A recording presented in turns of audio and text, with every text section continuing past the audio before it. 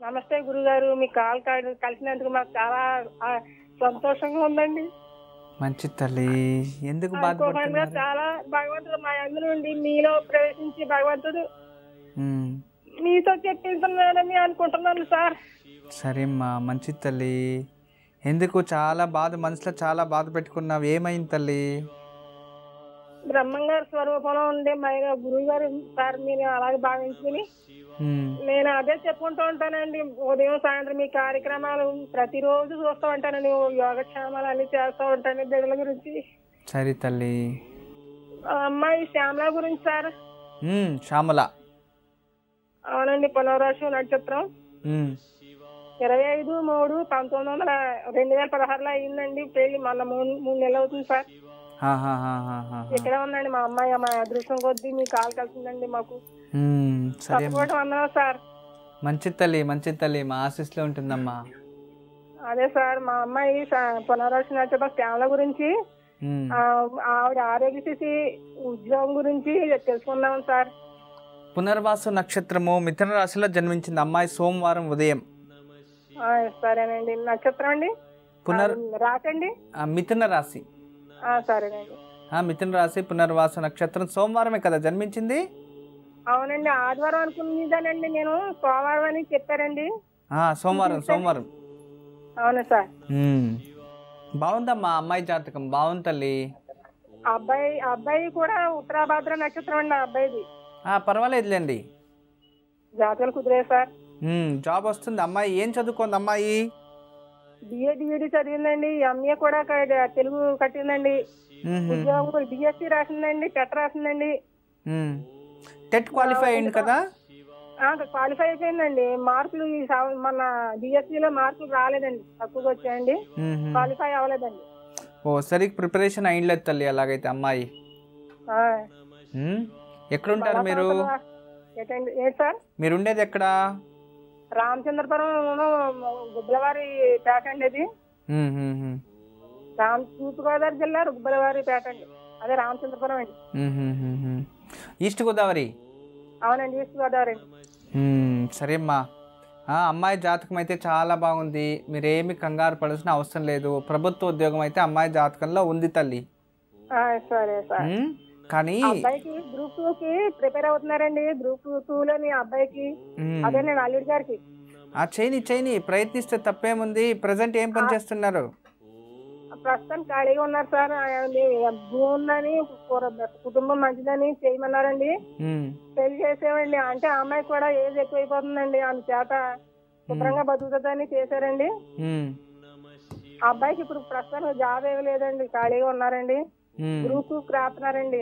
ఆ అబ్బాయికి కూడా గ్రూప్ 2లో ఏమైనా పాస్ అయ్యి ఉద్యోగం వచ్చే ఏర్పాటు ఏమైనా ఉంటదండి? భగవంతుని నమ్మి చేయమని చెప్పండి, చూద్దాం. దేవుడు ఉన్నాడు. కానీ అమ్మాయి జాతకంలో అయితే ఉంది తల్లి. అమ్మాయి జాతకంలో ఉంది. అమ్మాయి ప్రయత్నిస్తే ఖచ్చితంగా దొరుకుతుంది, ప్రాబ్లం అయితే లేదు. అల్లుడు గారు మంచోళ్లే, కానీ వీళ్ళిద్దరిలో కొంచెం చిన్న చిన్న విచారాలను పెద్దగా అవుతూ ఉంటాయి. అమ్మాయి కొంచెం కోపం తగ్గించుకోవాలి. జన్మజాతకం 2వ స్థానము. జన్మజాతకం అంటే మీరు డేట్ నాకు చెప్పారు తల్లి. 5వ తేదీ లేదా 9వ తేదీ అని కన్ఫ్యూజన్ మీకు? అవును స్వామి. ఇప్పుడు మీరు శుక్రవారం పుట్టిందా? తెలీదు స్వామి, నాకు కరెక్ట్ గా వారము తేదీ కరెక్ట్ తెలీదు. డేట్ వచ్చేసి మంత్ వచ్చేసి జూన్ అని తెలుసండి. June correct. 1987. అవును, 87 కరెక్ట్ ఉంది, అన్ని ఓకే. అంటే 5వ తేదీ అంటే ఉత్తర నక్షత్రం వస్తుందమ్మా. 9వ తేదీ అంటే విశాఖ నక్షత్రం వస్తుంది తల్లి. అది కరెక్ట్ గా తెలియదు స్వామి నాకు, మీరు కరెక్ట్ గా చెప్పండి. సరే, ఇప్పుడు నేను క్లియర్ చేసి నీకు ఈరోజు ఫైనలైజేషన్ చెప్పేస్తాను. అమ్మ పేరేంటి? పుష్పమ్మ సార్. సరే తల్లి. నాన్న ఎన్నో కూతురు నువ్వు? నాన్నకి అమ్మ గర్భం? ఒక్కదాన్నే సార్. నేను అన్నయ్య ఫస్ట్, తర్వాత నేను, తర్వాత తమ్ముళ్ళు ఇద్దరు. ఓకే ఆడపిల్ల. మంగళవారం తల్లి నువ్వు జన్మించిండేది. విశాఖ నక్షత్రం అమ్మ, రాసి పెట్టుకో తల్లి. విశాఖ నక్షత్రం? విశాఖ నక్షత్రంలో తులారాశిలో జన్మించావు తల్లి. ఓకే. జన్మజాతకం అయితే బాగుంది తల్లి. చంచల స్వభావము నీకు, మానసికంగా ప్రశాంతత లేదమ్మా. అవును గురూజీ. నీ జీవితంలో ఇప్పుడు దాకా నువ్వు ఎవరెవరిని నమ్మనా కూడా అందరూ ద్రోహమే నీకు. అవును గురూజీ. నమ్మి నమ్మినే నువ్వు మోసపోతున్నావు తల్లి. నువ్వు చాలా మంచిదానివి, కానీ అన్ని ఏదేదో పిచ్చి పిచ్చి ఆలోచనలు, పిచ్చి పిచ్చి థాట్స్. అందరికీ మంచిగా చెప్తావు నువ్వు, కానీ అలా ఉండడానికి నీ వల్ల అవ్వదు తల్లి. అవును గురూజీ. నువ్వు విశాఖ నక్షత్రం కరెక్ట్, నువ్వు దాన్నే ఫాలో చేసుకో.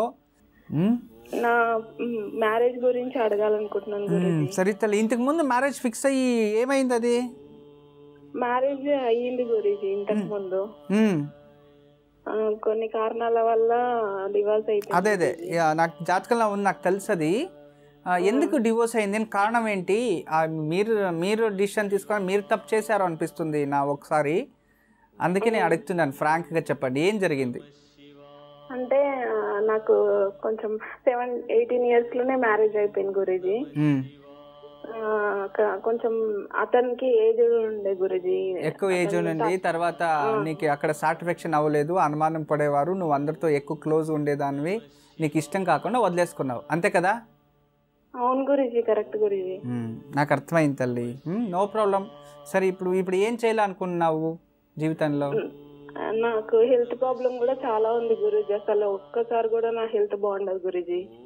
నీకు PCOD ప్రాబ్లం ఉంది, మౌత్ ఇన్ఫెక్షన్ ఉంది గురూజీ. అమ్మా 4 years నుంచి కిడ్నీ స్టోన్ ఉంది గురూజీ, అది తగ్గడం లేదు. అది తగ్గిపోతుంది గురూజీ. థైరాయిడ్ ఉంది, PCOD ప్రాబ్లం ఉంది, కిడ్నీ స్టోన్, తర్వాత మౌత్ అల్సర్స్ ఎక్కువ అవుతూ ఉంటుందా నీకు? అట్లాంటివి ఏం కావు గురూజీ. సరే తల్లి, సరే అమ్మా.